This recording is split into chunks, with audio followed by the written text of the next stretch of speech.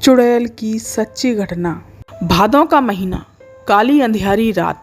कभी कभी रह रहकर हवा का तेज झोंका आता था और आकाश में रह रहकर बिजली भी कौंध रही थी। रमेश काका अपने घर से दूर मढ़ई में दूर लेटे हुए थे। रमेशर काका का खोखा गांव से थोड़ी दूर तालाब के किनारे था। तालाब बहुत बड़ी नहीं थी, पर बरसात में लबालब भर जाती थी और इसमें इतने घास फूस उग जाते थे कि डरावनी लगने लगती थी। इसी तालाब के किनारे आम के लगभग 5-7 मोटे मोटे पेड़ थे। दिन में जिनके नीचे चरवाहे गोटी या कबड्डी खेला करते थे और मजदूर या गांव का कोई व्यक्ति जो खेत में घूमने या खाद डालने के लिए गया होता था, आराम फरमाता था। धीरे धीरे रात ढल रही थी, पर हवा का तेज झोंका अब आंधी का रूप ले चला था।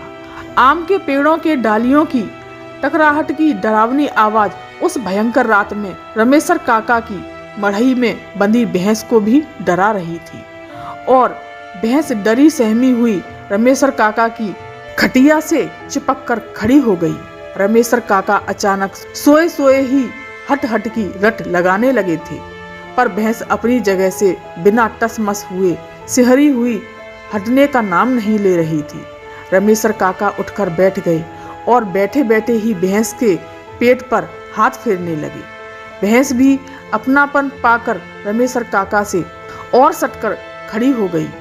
रमेशर काका को लगा कि शायद भैंस को मच्छर लग रहे हैं, इसलिए बैठ नहीं रही है और बार बार पूंछ से शरीर को झाड़ रही है।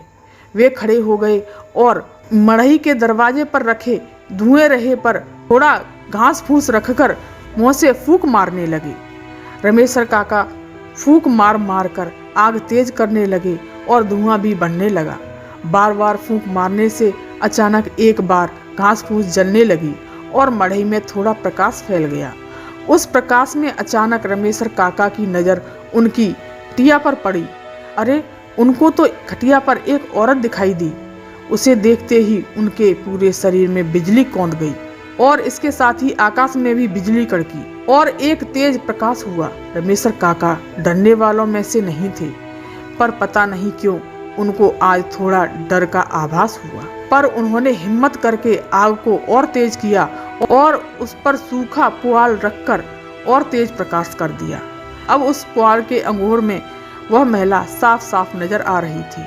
अब रमेशर काका उस औरत की ओर अच्छी तरह से देख सकते थे।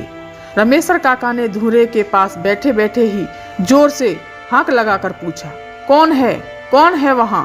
पर उधर से कुछ भी प्रतिक्रिया न पाकर वे सन्न रह गए।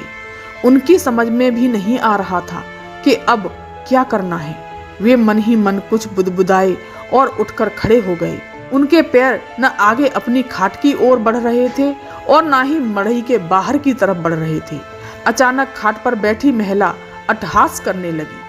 उसकी तेज भयानक डरावनी हंसी से उस अंधेरी काली रात को और भी भयानक बना दिया। रमेशर काका अब सजग हो चुके थे। उन्होंने अब सोच लिया था कि डरना नहीं है, क्योंकि अगर डरा तो मरा। रमेशर काका अब तनकर खड़े हो गए थे। उन्होंने मढ़ई के कोने में रखी लाठी को अपने हाथ में ले लिया था। वे फिर से बोल पड़े, कौन हो तुम? तुमको क्या लगता है मैं तुमसे डर रहा हूँ? कदापि नहीं। और इतना कहते ही रमेशर काका भी हा हा हा हा करके हंसने लगे। पर सच्चाई यह थी कि रमेशर काका अंदर से पूरी तरह से डरे हुए थे। रमेशर काका का वह स्वरूप देखकर वह महिला और उग्र हो गई और अपनी जगह से खड़ी होकर तड़पी, तू डरता नहीं है ना? बताती हूँ मैं तुझे। रमेशर काका को पता नहीं क्यों अब कुछ और बल मिला और डर भी कम हुआ। वे बोल पड़े, बता क्या करेगी तू मेरा? जल्दी यहाँ से निकल, नहीं तो इस लाठी से मार मार कर तेरा सिर फोड़ दूंगा। इतना कहते ही रमेश काका ने अपनी लाठी तान ली। महिला चिल्लाई, तू मुझे मेरे ही घर से निकालेगा? अरे, मेरा बचपन बीता है इस मढ़ई में। यह मेरा घर है, मेरा। मैं बरसों से यहीं रहते आ रही हूँ, पर पहले तो किसी ने कभी नहीं भगाया। यहाँ तक कि भैया कुछ ग्रामीण लोग क्षेत्रों में पिताजी को भैया भी कहते हैं, यहाँ तक कि भैया ने भी नहीं। अब पता नहीं क्यों रमेशर काका का गुस्सा और डर दोनों शांत हो रहे थे। उनको अब लग रहा था कि उनके सामने जो महिला खड़ी है उसको वे जानते हैं, उनकी आवाज़ पहचानते हैं। रमेशर काका अब लाठी पर अपने शरीर को टिका दिए थे और दिमाग पर डालकर यह सोचने की कोशिश करने लगे कि यह कौन है, और अगर पहचान की है तो यह चुड़ैल के रूप में भयंकर विकराल चेहरे वाली क्यों है। ओह, तो यह बलेसरा बहन है क्या? अचानक उनके दिमाग में कौंधा। नहीं नहीं, बलेसरा बहन नहीं हो सकती, उसे तो मरे हुए 2500 साल हो गए। अब रमेशर काका अपने अतीत में जा चुके थे, उनको सब कुछ याद आ रहा था। उस समय उनकी बलेसरा बहन 12-14 साल की थी और उम्र में उनसे 3-4 साल बड़ी थी। चारा काटने से लेकर गोबर डालने करने में दोनों भाई बहन साथ साथ लगे रहते थे। एक दिन दोपहर का समय था और इसी तालाब पर, इन्हीं आमों के पेड़ पर गांव के कुछ बच्चे ओलापाती खेल रहे थे। बलेसरा बहन बंदरों की भांति इस डाली से उस डाली उछल कूद कर रही थी। नीचे चोर बना पेड़ों पर चढ़े लड़के लड़कियों को छूने की कोशिश कर रहा था। अचानक कोई कुछ समझे इससे पहले ही बलेसरा बहन जिस डाली पर बैठी थी वह टूट चुकी थी और बलेसरा बहन औंधे मुंह जमीन पर आ गिरी और सभी बच्चे वहीं की वहीं सन्न रह गए और वहीं की वहीं जम गए। और जब तक बड़े लोग आकर बलेसरा बहन को उठाते तब तक उसकी अंतिम लीला समाप्त हो चुकी थी। रमेशर काका अभी यही सोच रहे थे, तब तक उन्हें उस औरत के रोने की आवाज सुनाई दी, बिल्कुल बलेसरा बहन की तरह। अब रमेशर काका को पूरा यकीन हो गया था कि यह बलेसरा बहन ही है। रमेशर काका अब ये भूल चुके थे कि उनकी बहन मर चुकी है और वे दौड़कर खाट के पास गए और बलेसरा बहन को अपनी बाहों में पकड़कर रोने लगे थे। उन्हें कुछ भी सूझबूझ नहीं थी। सुबह हो गई थी और वे अभी भी रोए जा रहे थे। तभी उधर कुछ लोग कुछ काम से आए और उन्हें रमेशर काका के रोने की आवाज़ सुनाई दी। उन्होंने मढ़ई में झांक कर देखा तो रमेशर काका एक महिला को बाहों में पकड़कर रो रहे थे। उस महिला को देखते ही ये सभी लोग सन्न रह गए, क्योंकि वह वास्तव में बलेसरा ही थी जो बहुत समय पहले भगवान को प्यारी हो गई थी। धीरे धीरे यह बात पूरे गांव में आग की तरह फैल गई और उस तालाब पर भीड़ लग गई। गांव के बुजुर्ग पंडित जी ने कहा कि दरअसल बलेसरा जब मरी तो वह बच्ची थी, उसकी अंतिम क्रिया करनी चाहिए थी, पर उसे बच्ची समझकर केवल दफना दिया गया था और अंतिम क्रिया नहीं किया था। उसकी आत्मा भी भटक रही है। लोग अभी आपस में बात ही कर रहे थे, तभी रमेशर काका बलेसरा बहन के साथ मढ़ई से बाहर निकले। बलेसरा गांव के लोगों को एकत्रित देखकर फूट फूट कर रोने लगी थी। सब लोग उसे समझा रहे थे, पर दूर से ही रमेशर काका के अलावा किसी को भी हिम्मत नहीं हो रही थी कि वह बलेसरा के पास जाए। बलेसरा अचानक बोल पड़ी, हाँ, यह सही है कि मैं मर चुकी हूँ, पर मुझसे डरने की आवश्यकता नहीं है। मैं इसी गांव की बेटी हूँ, पर आज तक भटक रही हूँ। मेरी सुध कोई नहीं ले रहा है। मैं इस तालाब पर रहकर अन्य भूत प्रेतों से अपने गांव के लोगों की रक्षा करती हूँ। मैं नहीं चाहती हूँ कि इस तालाब पर, इन आम के पेड़ों पर अगर कोई गांव का व्यक्ति आलापाती खेले, उसे किसी भूत का कोप भाजन बनना पड़े। इतना कहने के बाद बलेसरा रोने लगी और रोते रोते बोली, मुझे एक प्रेत ने ओलापाती खेलते समय धक्का दे दिया था। आगे बलेसरा ने जो कुछ बताया उससे लोगों के रोए खड़े हो गए। बलेसरा ने क्या क्या बताया। बलेसरा अभी 10-12 साल की थी, तभी से अपने घर का सारा काम संभाल लेती थी और अपनी माँ के काम में हाथ बटाती थी और खेतीबाड़ी का काम भी संभालती थी और गोबर का काम भी किया करती थी। जाड़े के दिनों में जब सूर्यदेव घने कोहरे को चीरकर कपकपाते हुए अपना दर्शन देते थे, तब बलेसरा चटाई निकालकर मढ़ई के बाहर बिछा देती थी और उसी पर बैठकर धूप लिया करती थी और उसकी माँ उसके बालों में कंघी आदि किया करती थी। इस चटाई पर बैठकर वह अपनी माँ से स्वेटर बुनना, डलिया बुनना आदि सीखा करती थी।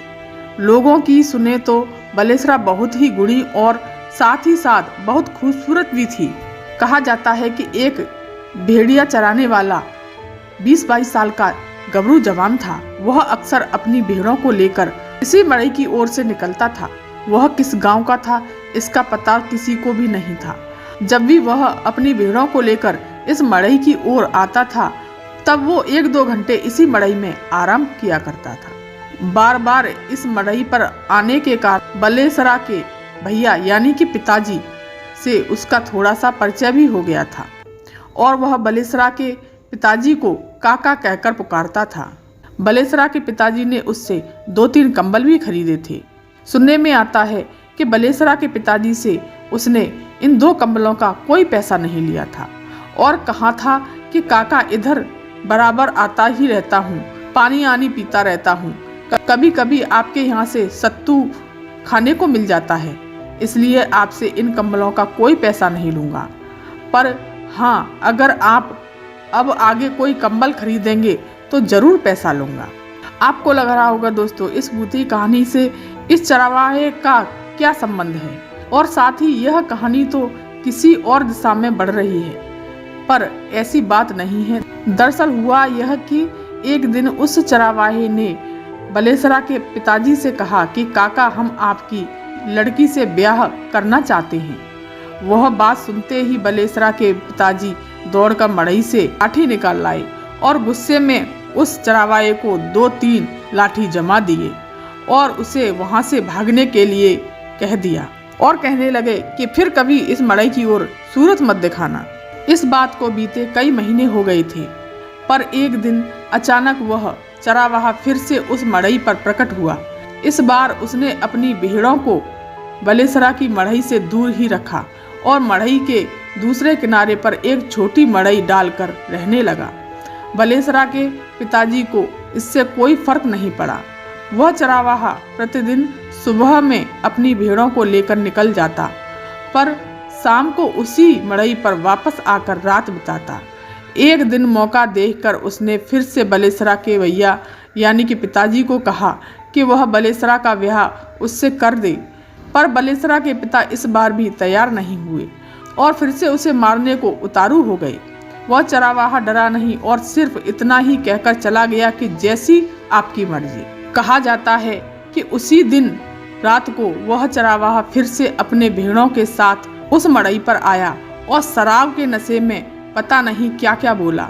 उसने यहाँ तक कहा कि आज की रात उसके जीवन की आखिरी रात है, पर बलेसरा के पिता ने उसकी बातों को अनसुनी कर दी और सोचे कि सुबह गांव के कुछ बड़े बुजुर्गों के सामने इसे मारकर यहाँ से भगा दूंगा। सुबह हुई, उस चरवाहे की भेड़ें उठकर चरने के लिए इधर उधर जाने लगी, पर चरवाहे का कोई अता पता नहीं था। सूर्यदेव के सिर पर आ जाने के बाद भी वह चरवाहा अपनी मड़ई के बाहर नहीं निकला। इधर बलेसरा के पिता गांव में जाकर 8-10 लोगों को पंचायत करने के लिए इकट्ठा करके उस मड़ई पर ले आए। जब एक आदमी ने उस चरवाहे के मड़ई में जाकर उसको आवाज लगाई तो उसने कोई उत्तर नहीं दिया। वह आदमी उस सोए चरवाहे के पास जाकर उसको जगाने की कोशिश की। उस चरवाहे के तो प्राण पखेरु उड़ गए थे। यह बात पूरे गांव में आग की तरह फैल गई कि उस चरवाहे ने जहर खाकर आत्महत्या कर ली है। पुलिस आई और उसकी लाश को पोस्टमार्टम के लिए ले गई। खैर, यह बात आई गई हो गई।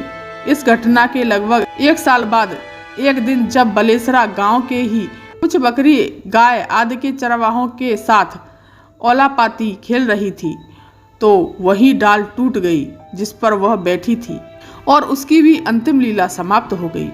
गांव के लोगों को यह एकमात्र दुर्घटना लगी थी और उनको लगा था कि पेड़ पर से गिरकर बलेसरा की मौत हो गई। उसको उसी मड़ई पर एक कोने में दफन कर दिया गया, क्योंकि उसके घर वालों को लगा था कि बलेसरा अभी 11-12 साल की बच्ची ही तो है। पर आज जब बलेसरा ने बताया कि उसे औलापाती खेलते समय किसी ने धक्का दिया था और वह धक्का देने वाला व्यक्ति कोई और नहीं, वही चरवाहा था। बलेसरा ने सुबकते हुए आगे कहा जब से वह चरावाहा मरा उसके लगभग 1 महीने बाद से ही उसे लगने लगा था कि कोई साया उसका पीछा कर रहा है, पर उसने यह बात किसी को नहीं बताई।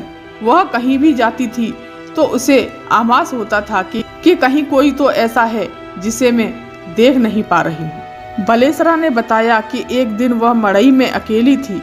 उस दिन उसके माता पिता गन्ने के खेत पर गए थे और बलेसरा मड़ई में खाना बना रही थी। तभी वह चरावाहा प्रकट हुआ और बलेसरा कुछ समझे इसके पहले ही फूट फूट कर रोने लगा। बलेसरा की तो चीख निकल गई, पर उस चरावाहे ने उसे न डरने के लिए कहा और कहा कि वह उससे शादी कर ले, पर बलेसरा ने मना कर दिया। इसके बाद वह चरावाहा गायब हो गया और इस घटना के 4-5 दिन बाद ही उसने बलेसरा को पेड़ से धक्का देकर मार डाला। बलेसरा आगे रो रो कर कहने लगी कि उस चरावाहे ने मुझ पर कब्जा कर लिया है, मैं उसकी गुलाम हूँ, वह जो बोलता है वह मुझे करना पड़ता है और कभी कभी वह कोई गलती करने पर हमें मारता भी है। उसके आगे कहा कि इस भूतही दुनिया में जो सबसे ताकतवर है उसकी ही चलती है, यहाँ भी पुरुष वर्ग महिलाओं पर हावी हैं। उसने कहा कि कभी कभी उस चरावाहे के कई सारे दोस्त मिलकर मुझे मारते हैं और हमेशा सताते रहते हैं। उसने कहा कि हम भूत प्रेतों का भी एक क्षेत्र होता है जिसमें हम लोग विचरण करते हैं। हम दूसरे भूत प्रेतों के क्षेत्र में जाना पसंद नहीं करते। उसने यहाँ तक कहा कि हमारा भी शोषण किया जाता है, हमें एक नौकरानी की तरह रहना पड़ता है। जब जिस बड़े भूत की मर्जी हुई उसके हुक्म की तालीम करनी पड़ती है। उसने कहा कि हम भूत भी कई प्रकार के होते हैं, कुछ अच्छे भूत भी हैं, वे किसी का नुकसान नहीं करते, बस अपने ही धुन में रहते हैं। उसने कहा कि हम भूत प्रेतों में भी हर तरह की जातियों के भूत हैं, कोई मुसलमान तो कोई हिंदू और कोई और हम लोग विशेषकर अपनी जाति के पूजा पाठ करने वाले लोगों से दूर रहना पसंद करते हैं। हमें धार्मिक स्वच्छ स्थानों पर जाने से डर लगता है, ऐसा लगता है कि कोई ऐसी शक्ति है जो हमें जलाकर राख कर देगी। इसके बाद बलेसरा और फूट फूट कर रोने लगी। उसने वहां खड़े लोगों से गुहार लगाई कि मैं इस मड़ई पर रहते हुए भूत प्रेतों से इस गांव की रक्षा करने की भी कोशिश करती हूँ। आखिर कब तक मैं ऐसे ही भटकती रहूंगी और उस चरावाहे का अत्याचार सहती रहूंगी। उसकी बात सुनकर गांव के पंडित जी आगे आए और बोले कि बेटी, आज ही तेरा उद्धार करने के लिए हम लोग कुछ करेंगे और उससे इस भूतही दुनिया से छुटकारा दिलाकर तुझे इस प्रेत आत्मा से मुक्ति दिला देंगे। इसके बाद बलेसरा अचानक गायब हो गई और पंडित जी ने उसी दिन बाजार से धार्मिक अनुष्ठान के लिए कुछ सामान मंगाए और दूसरे दिन सुबह कुछ पूजा पाठ किए। कहा जाता है अब बलेसरा को मुक्ति मिल गई है। दोस्तों, अगर आपको ये कहानी पसंद आई हो तो चैनल को सब्सक्राइब कर दीजिए, वीडियो को लाइक कर दीजिए। धन्यवाद।